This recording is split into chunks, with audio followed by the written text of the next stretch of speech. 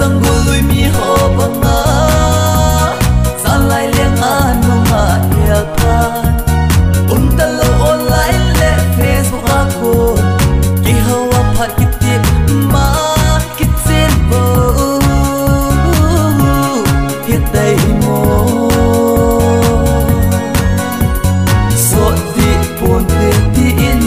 ken ta gele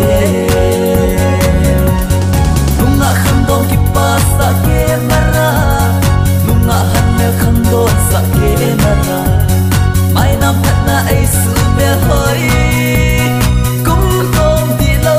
lim bo khandong sa the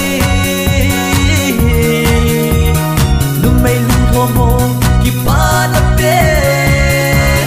ke mara nang na hi sing te zin nunga kilat sa ho online na hin he ho khu atam so pa ai mo nge pa chong sa nup sa na tin ho atam ne nan han khile mi lu tha hung hi na tin nil khum ho mai bo san ban na ma san ding ai hi nunga khandong ki pa sa ke mara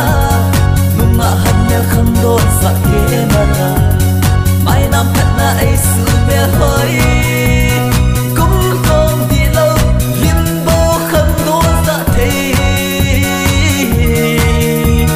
nu mai lung tho mo ki pa na pe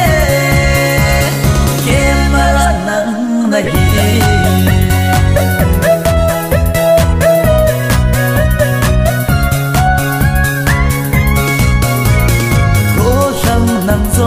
sing thế xin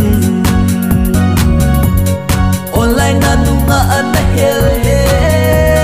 ta me la na mo te